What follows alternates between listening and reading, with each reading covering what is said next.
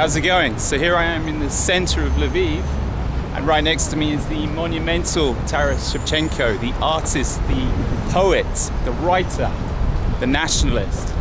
And what a proud figure he sort of portrays here right in the center of Lviv. We got the Lviv Opera House down there. You may have remembered this from my previous Lviv videos. I'm not going to go into detail about this. And you would have seen some of this in my previous Lviv videos. Today, just a quick walk because I've got my bags. I'm en route. I arrived in Lviv last night by the airport I've never flown into before. Very small airport, but in the dark of the night.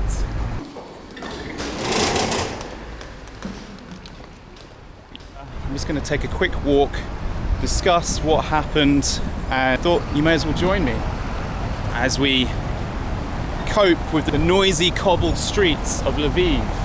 You'll notice all around Lviv the streets are these sort of cobbled stones, which is great if you're a pedestrian and it's a pedestrianised street.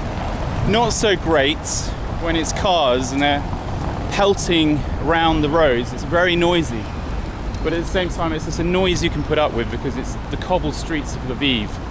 A beautiful, beautiful city. It takes about 2 and a bit hours to fly in here from London.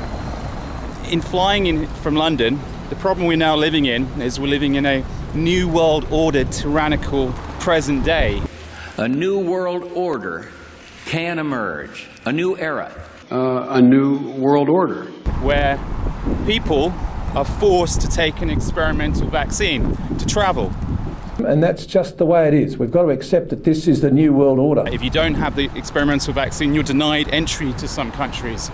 Countries include Israel, countries include Malta, countries include the USA. I cannot enter the USA without having jabbed my arm in a random place. It doesn't go into the vein, it just goes into the muscle with an experimental vaccine that has a likelihood of giving me fatigue, muscle aches, headaches, fever and chills, swollen lymph nodes, blood clotting, Guillain-Barré syndrome, heart conditions, delayed periods, seizures, epilepsy, loss of limbs, being left handicapped, Bell's palsy, breathing problems, and death.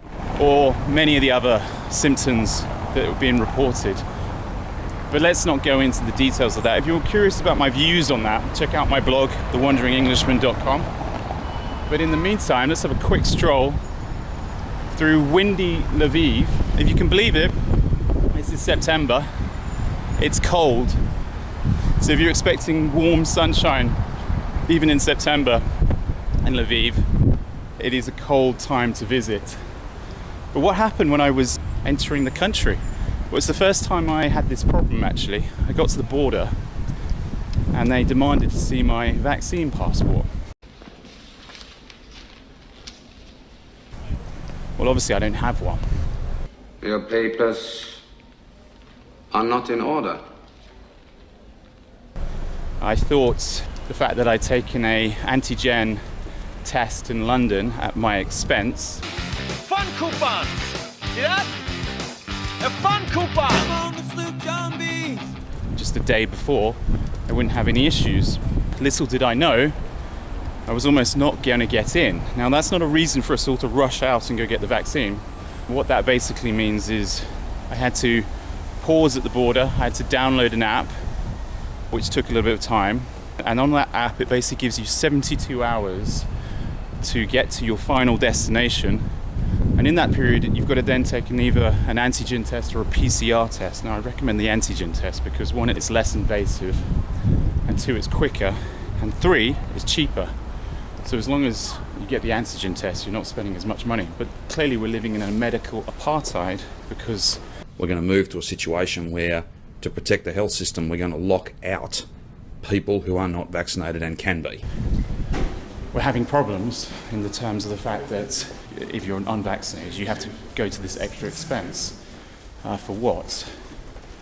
And we also know that if you're vaccinated, you will just as likely spread the virus. Vaccinated people who do have a breakthrough infection are clearly capable of transmitting the infection to an uninfected person. I had breakfast today and I went to Lviv croissants. I wasn't left alone by these buggers. Now, I love pigeons, but The ones in Lviv are prolific. They will jump on the table and they will get in your face. They will jump on your plates. Not too nice.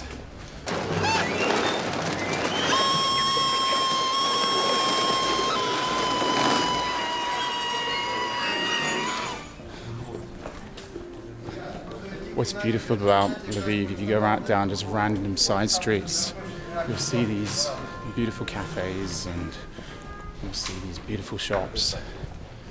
Some more done up than others, and some places with lots of graffiti in the alleyways, but in other parts of the city, immaculate. This is not one of those streets that's immaculate.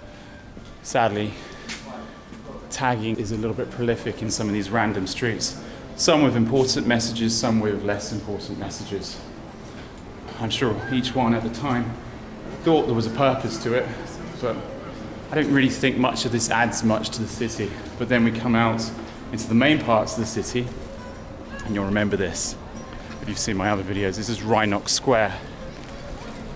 Rynok Square is the centerpiece of Lviv. And you'll see all these beautiful buildings. You'll see the expensive type cafes over here, amazing beer house that way, and then you walk around the square and you get to take it in. Just a quick sort of peek really, because I'm actually going to go meet someone over here, old friend, and the plan is to, once I've met them, I'm going to head on to Kiev, where I'm going to be producing more content, and then on elsewhere. So if you'd like to keep in touch with that content, you know what to do. Click that subscribe button, click the like button, click that bell notification, and you'll be reminded of when those videos come out. I try to release one video per week.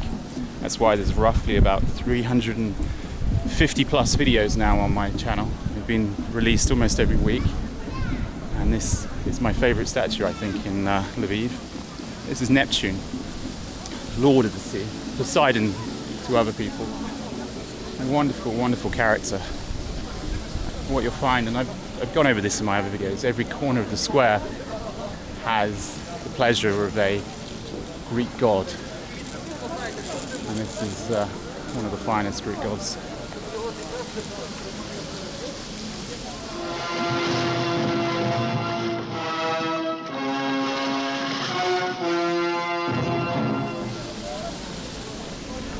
Lviv is famous for its coffee. Lots of coffee stalls. Please go and check out my top things to do in Lviv video if you're curious about those. Also, if you're curious about the first time I was ever in Lviv, a lot's changed since then. Very old video. I think it's called An Englishman in Lviv, or 1 Week in Lviv, I think is the correct title. And go check that out. But in the meantime, I will speak to you in the next video. Cheers.